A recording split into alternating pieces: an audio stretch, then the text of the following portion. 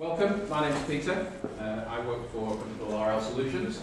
I've got a couple of colleagues in the room who are playing minor roles today, but they are here, so if we want to have any conversations. So we've got Eve, who's one of our product managers. He's come over from Toronto. And in the far corner is Len. And Len is also flown up from Toronto. So, welcome boys. How cold was it? It was cold. We start counting once we hit the yeah, minus 37 degrees when I was there in January. Okay, so we've got some slides to show you today and a couple of soundless videos. When we decided to attend and be part of this show, which we have been for the last 3 years, and it's a great show. I find it very, very useful. We had some really great conversations.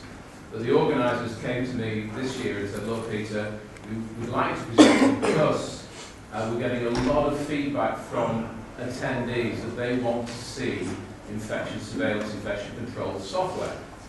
Previously, when we presented, we talked more about the higher level rather than getting into the nitty-gritty of what happens when you click on this icon. But the feedback we've got this year is that there's more interest in that. So there's going to be a fair bit of that in the next 30 minutes. So if you're not ready for that and that's not your thing, then do something else. But I'm sure it will keep it pretty light-hearted. RL Solutions has been around 20 years. We're a company that's based out of Canada originally, but we're a global organisation, offices all over the world. I joined 3 years ago to open up the office here in the UK. So that's why some of you may not have heard of us, because we've not been dealing with the NHS for that long. 3 years in the glacial world of the NHS is not very much. I personally have been involved in working with the NHS as my client for over 15 years. And for 10 years I was actually a governor in Foundation Trust. Is there anybody here from Lancashire Teaching? No? No, I'm a Lancashire lad and I'm put my hat in the ring for governor at Lancashire Teaching Hospital, so I'm going to the election process next month. Yes. So, what we're going to talk about today is what we are doing around our infection surveillance software and how it's helping organisations and some of the capabilities and some of the functionalities. Some of you with infection prevention roles will use some software in your day-to-day lives. Some of you may not. So there'll be a mix of. Does anybody here use infection control software on a regular basis? No? No? Okay. Sorry? That's why we're here. Good. Excellent. Excellent. We use it to audit. Does that count? So compliance audits? Yes. Yeah. So hand hygiene or vaccine transport, that sort of stuff. Yeah, so you'll see that within our software. It's one of the components. So, I'm going to spend a couple of minutes talking about challenges and then get into what we do as an organisation and maybe some of the things that we can provide of assistance to you. I'm just going to crank this around because even the PA doesn't need it, your camera guy does. Oh, the camera guy does. Okay, fine. All right, I'll stand here for a minute. Although I hate standing behind podiums. I seem to have a barrier between us now. So we're going to talk about some of the challenges. We're then going to get into the software a little bit. And at some stage, we'll talk about a couple of our clients. As I say, relatively new to the UK. We only have a few clients here in the UK, but we've got nearly 2,000 clients around the world who use our software. We all know, so I'm assuming here, and I shouldn't do that. Is everybody in this room involved in the infection prevention world in some way, shape, or form? Yes. Yeah? Good, excellent. There's no bus drivers or nothing like that because you're in the wrong conference. Okay, so, we know infection prevention is an organisation-wide thing. Now, historically, and I'm going back many, many years, the role of an infection preventionist tended to be given to somebody who'd been in an organisation a long time, wanted to maybe slow down a little bit, and was given a room off to the side and said, go and do a bit of training, go and write a document. Now, it's an integral part of the whole patient safety, patient quality, governance area of a healthcare organisation. And it's dependent on effort by everybody. This slide used to say by all staff, but it's not all staff, it's everybody. It's patients, it's families, it's carers, it's suppliers to healthcare like ourselves. We have to have a joined-up approach. So you will know better than I the challenges that you face on a day-to-day basis. And I've just highlighted a few because some of we'll talk to some of these challenges. You know, it's the prioritization. It's managing the vast amounts of data that's now coming in from different systems, both within your organization and from without. And that's a two-way thing because you've got to send reports out, you're reporting to national bodies, regional bodies, etc. It's understanding that data. And of course, we're fortunate in the NHS in that all the software and all the IT that we have is bang up to date, it's really fast, it's really efficient, and it works really well. No? Okay, all right. So there is that issue of managing applications, logging onto a device, finding the information, and so we'll address that as well. And hopefully the ultimate goal here is to provide organisations with some tools to get you closer to real-time intervention with your patient or individually or as cohorts. We're talking here about not solving your problems, but aiding you to be potentially more preventative, more proactive. Because if we're reacting, that's fine, but that's not the ultimate goal. That's not where we want to be, in my view. We all put that up, but I mean, I'm not going to talk about it. It's just reinforcing the complexity. And we see it in the press all the time. And tomorrow or next week, there'll be a different set of headlines. And some will keep repeating. The whole sepsis thing is ongoing, and it keeps raising its head and then going under the covers a bit. I've noticed Rome and the Sepsis Trust aren't here this week, but they'll be somewhere else. There's a sepsis conference later on in the year. So it's a constant stream. And you guys deal with it on a day-to-day basis. The general public see it in this format. So they don't see the stuff that's going on under the covers. So, where can we help, and what are we going to talk about today? So I'm going to talk about a number of things in our software that focus on bringing data together from your existing systems. So I'll talk about how we pull data from your patient administration system, from your laboratory information system, maybe from surgery, those sort of things, maybe from vital signs if anybody's running any electronic observations in their healthcare organisation. And again, another question, how many people are a hospital acute-based and how many community hospital, first of all? Okay, any community?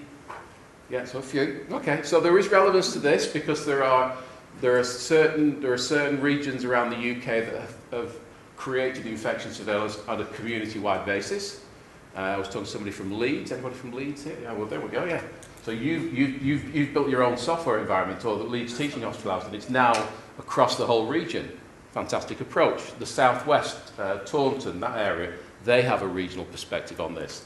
But most areas, it's done at the acute level, a little bit at the primary level. Lots of data. We need to get rid of the noise, the stuff that's irrelevant at that time to you guys, but allow you to then drill down when it does become relevant. We'll look at that. We'll look at alerts and early warnings because you need to be notified as an infection preventionist or as a professional when things are going south. And simplifying the way you use technology.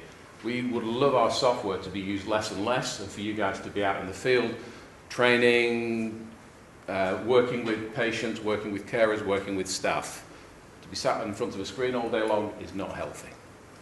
And therefore things like shortening the activities and action paths that you have.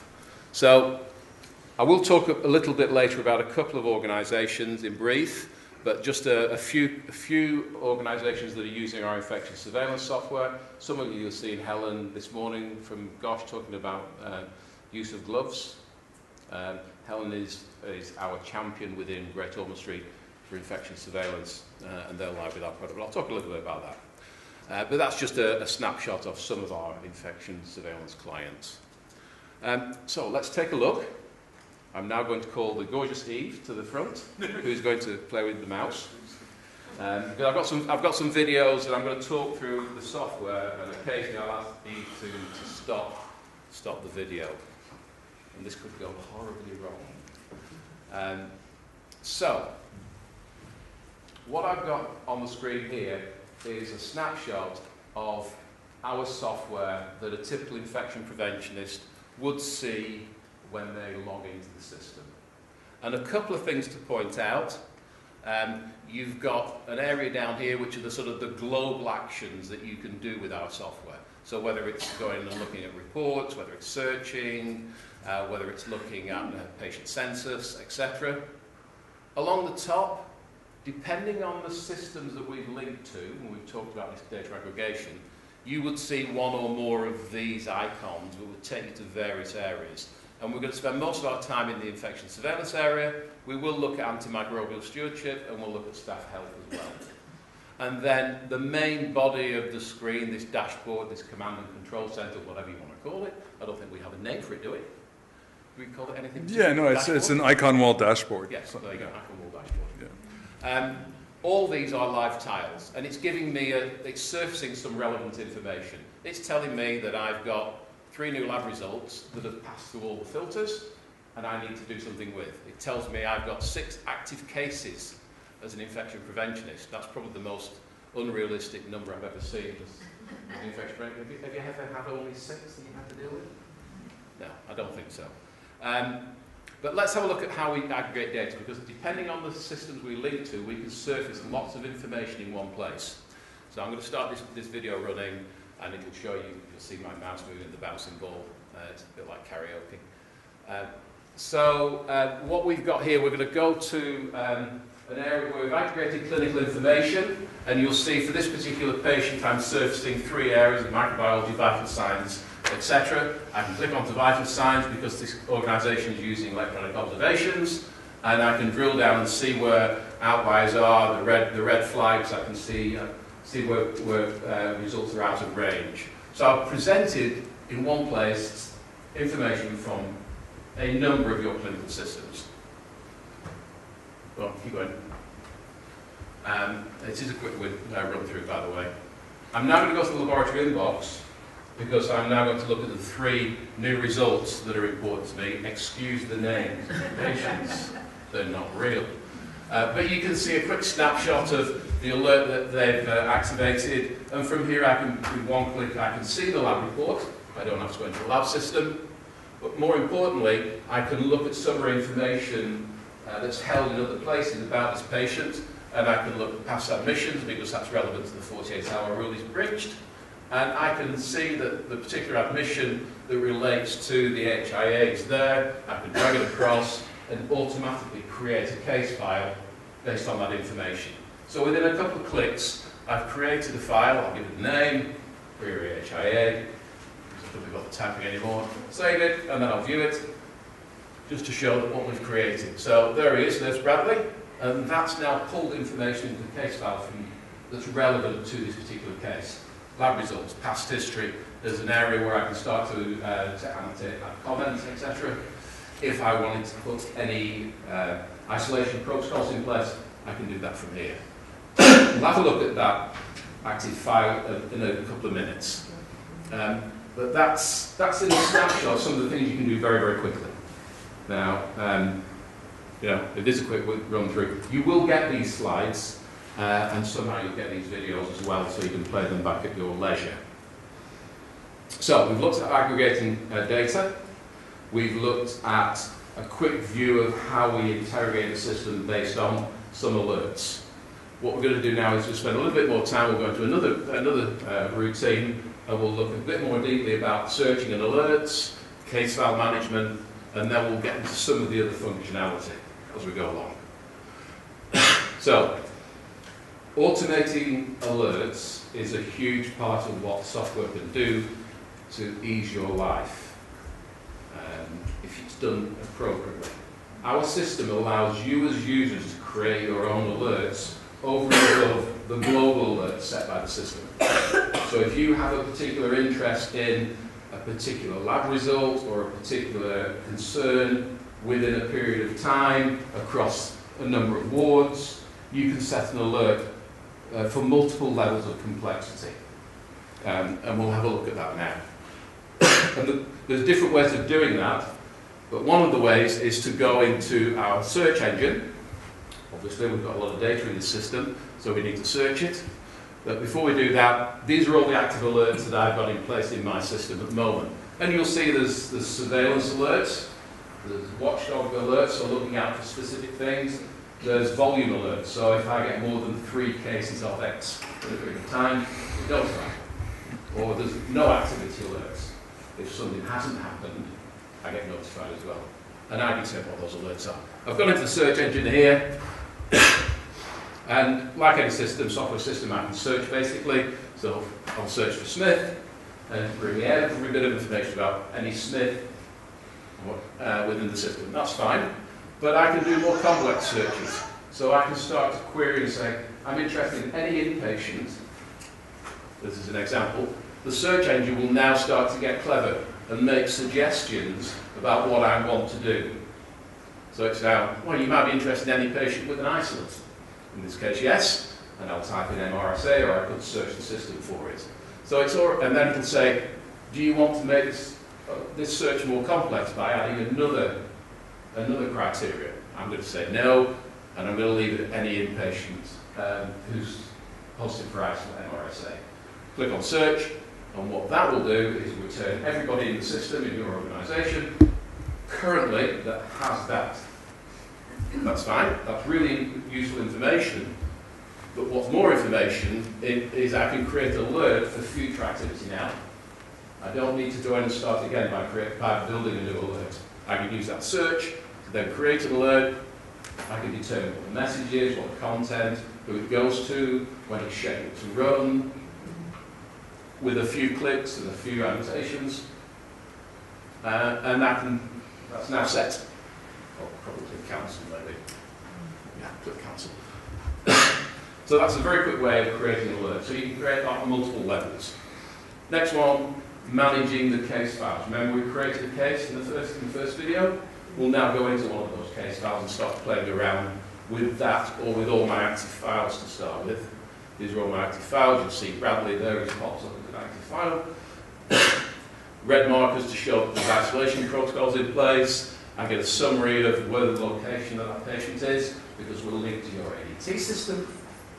I can filter my list by various things, by infection type, by file type, etc. In this case, I'm going to select all of my active cases, and I'm going to go to ward round. And then click on the run sheet, and it will very quickly create a run sheet. So I've got basic information, which can be printed out, it can be exported, it can be put on a tablet, and carried around the ward. Many people use tablets here? 1 2, yeah, okay. So I've got some basic information that allows me to then create my ward round. Come out with that. Additionally, similar sort of vein, I can create a disease report. Somebody wants information about my active cases from a disease perspective. Different templates of report, more detail on lab results, on isolates, etc. And again, I can export that in one of multiple formats and use it internally or externally as appropriate. So that's playing around with the case file very quickly. There's more you can do. Okay, so some of the other things. Outbreak management. If you have an outbreak, D&B, whatever it is, this is a module that allows you to manage all the activity. It's fairly straightforward. There's nothing too complex about it. We have four sections in here. The first section is an overview of what the outbreak is, where it started, etc. So that's summary information, that front page. The next tab, I seem to be doing a lot of moving around with the mouse, don't I? The next tab is the staff that are involved. So this is a place where we can detail all the members of staff that are involved. We can add names to this. We can make sure if we're linked to the appropriate systems, have they had the right immunisation, or etc. We get a running tally of the cases that have occurred thus far. You see we've got 14 cases in 18 days, which is a bad thing for C. diff, I think. This organisation is in a mess. So maybe the data is not realistic. But there are the 14 cases, and as we were looking at the front sheet of the case file management, similar sort of view. From here I can drill down into any of those. The last section is the repository of all the documentation.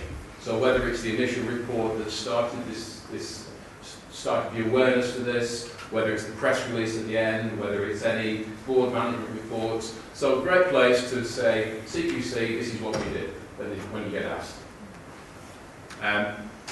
Compliance audits, we're going to look at that now. First one, hand hygiene. We're doing for time, that's about actually. You're good. So we've created a template using the 5 moments WHO hand hygiene audit. And by putting in a bit of information here as far as the location, the title for the hand hygiene audit, how many staff members of different types, we can put in a bit of basic information and then create an audit. This is designed to be touch sensitive, so it can drop onto a tablet, you can go around on a ward. You know, if you have the concept of doing mystery shopper type audits, capabilities there. This is just one level of compliance audit, and I'll talk about some more in a minute. So click OK, and what that will do, it will generate the 5 moments. So I can, for any member of staff on that location, that ward or whatever, I can tick boxes for various things. It is configurable, so whilst that says gloves, nails, ready to ring, it can say something else.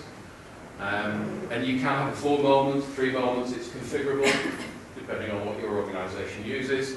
And then you just tap on the green boxes. And it gives you a running tally on the right-hand side of how compliant you are, or how compliant that person is.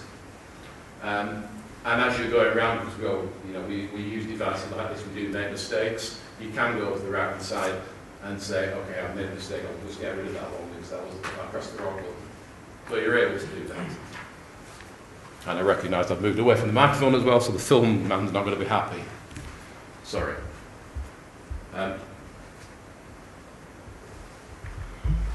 So that's hand hygiene.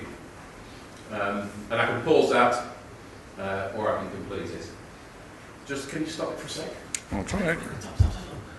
It's not. Okay. Does it stop? Yeah. So the other thing that I should mention here is you're seeing lots of functionality within the system. Now, depending on your role within the organisation, you may not need, or you may definitely not need to see all the information. So we have the administration system allows you to select roles and scopes, and that will determine what you can see, what you can access, and what you can do. Okay? So you can basically go dark on sections of this depending on your authentication within the system. And that's fully administered, and I should also say that most of what you can do, pretty much all of what you can do with this system as far as configuration can be done without coming to us. It's not coding, it is configuration, it's not designed to be done by IT. We train you to use the system. Okay, click it on. We'll now look at just general compliance audits. We have a template within the system that allows you to create basic compliance audits, so you can set sections, questions, and then places for responses. Click. I hit play. Yeah. See if yours works. Doesn't look like it is. No. Try it again. There we go. There you go. There we go. We've provided a set of templated audits. So here's the selection. So you can see there's specimen handling, vaccine transport, commissioning, etc. And what you can do for any of these, because you may have multiple audits under that title, you can look at matrix, you can look at a heat map, and see where you have some issues of where you've answered in various sections that potentially could be causing issues. So this could be part of your risk management process. And so I can drill down into that heat map and see the sections that are, this is the possible likelihood and the impact's moderate. I can add it and edit it with the right authority. And you can create your own, as well as the templated ones. So that's compliance audits very, very briefly. Come on, we're on seat. It's all right. We've got a few minutes left. So I think that's it for compliance audits. Yep. And I can search them by date, etc. I can filter out the noise. And that's that one done. Thank you. So we've talked about activities and doing stuff on a day-to-day basis. Is there any other value that a system like this can give you? Then yes, there is. We can now talk about some insight and some analytics. And I'm going to just talk two areas. Does anybody here regularly do contact tracing within your hospital? Great, excellent. Do you find it easy or difficult? Very difficult? Very difficult? Okay, so you need to have something in your organisations that's monitoring either bed movement or, and I don't know, you can do it either down to the bed level or the cubicle level or the ward level or whatever it is. The more information you've got within your systems, the more accurate this can be. So we can automate the contact tracing process, and then we'll have a look at some of the reports that we can create. So, contact tracing, it is plain, so yeah, there we go. So we'll go into a particular patient, we'll find a patient that we're interested in, and I think it's James here, and I can drop down and select contact tracing. I'm going to open it in another tab. This shows this is browser based, so you can use this on any browser. And I can select the date range that I'm interested in. I can define the period of overlap potential overlap that I'm interested in, the location, or I can leave all that blank and just do a global search. So I'm going to put in a date range here.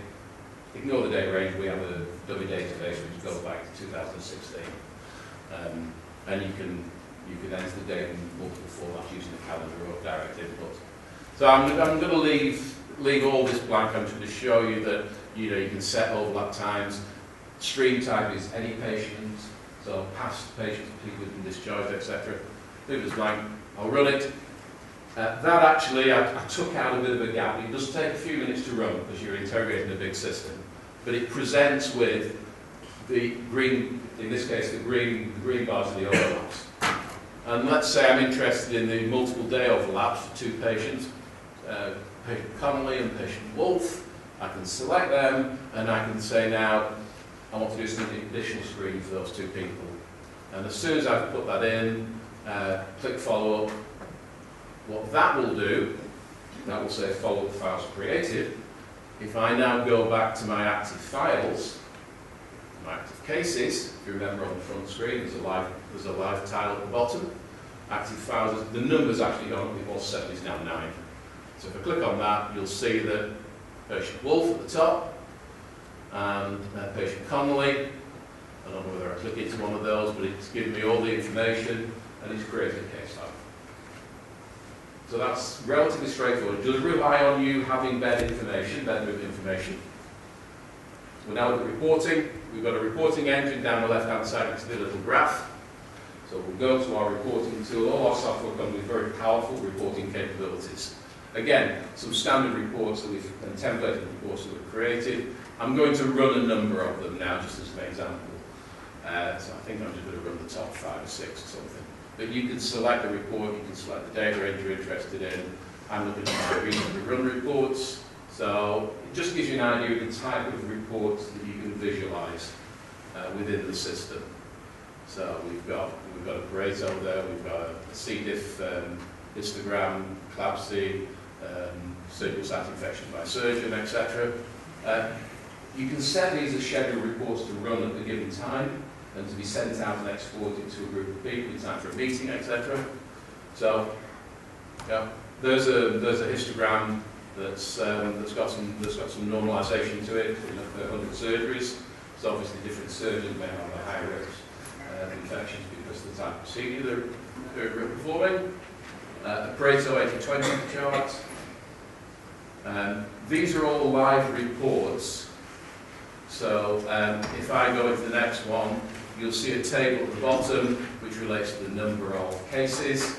In any of these, I can click on that number, and it will take me to those case files.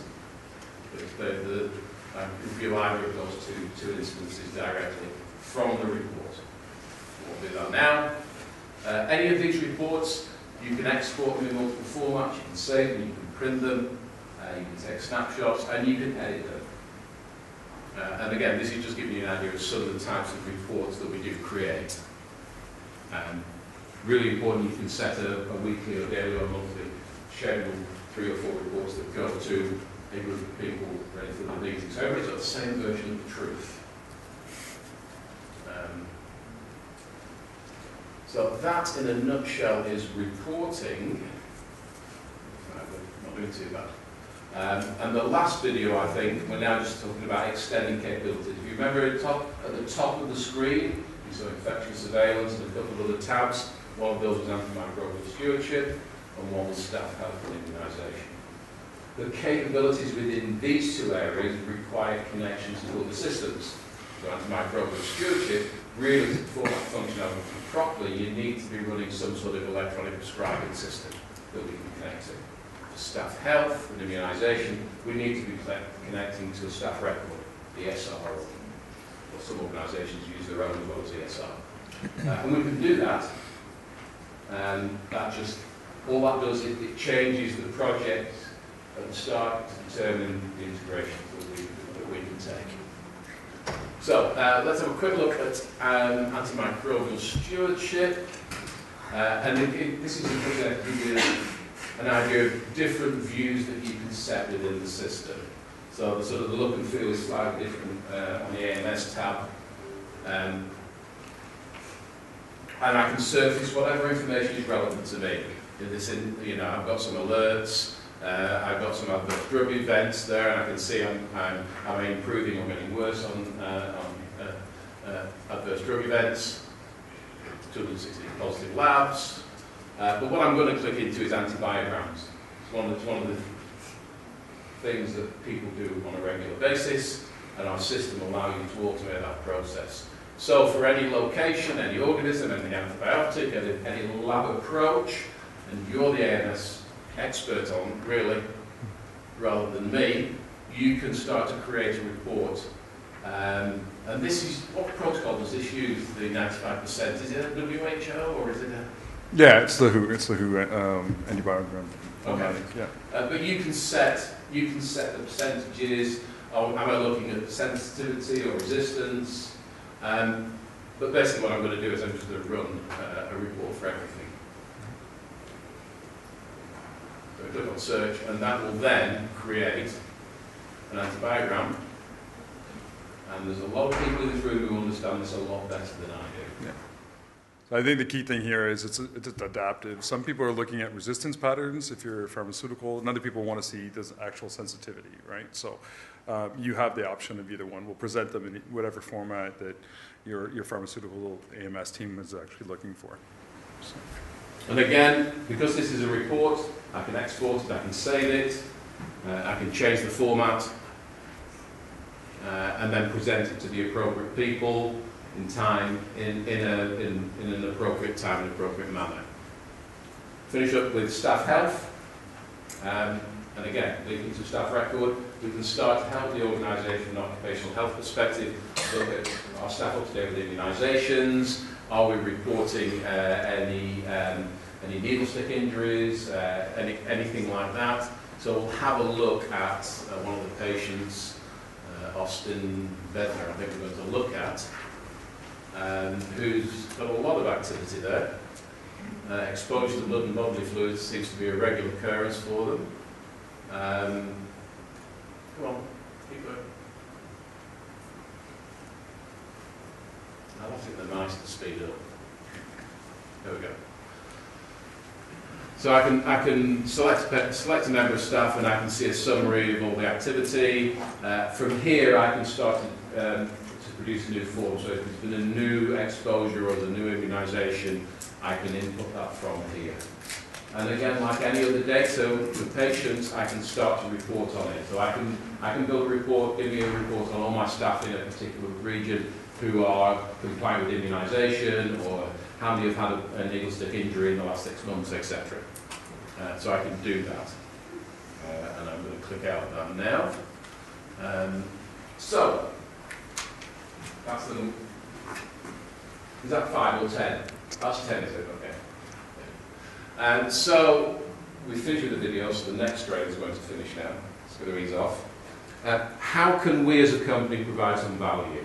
Hopefully, I've given you a snapshot that we can help you, I'm not going to say save time because that's an impossibility, but redistribute time more efficiently for you. give you back some of those minutes, some of those hours. Reduce the amount of manual processing you have to go through. Improve data accuracy. We all know rubbish in, rubbish out. The initial data that's coming in from your systems has to be accurate. So if you're making decisions based on a system like this, it requires you as an organisation to do that data cleansing. This doesn't do it per se, but it's maybe a catalyst for you to ensure that the data cleansing exercise is carried out. We can automate, you've seen we can automate lots of tasks, that some of those may be manual for you, some you may not do, some may be relevant. Early warning, real-time alerts. If we can connect to systems using the appropriate protocols, HL7 is the healthcare language for integration and interoperability, we can connect to HL7, we can get near real time. So when the lab result comes in, it's presented, it's pushed straight to our system. If there's a new admission or whatever it is, it's pushed straight to our system. That will trigger the alerts.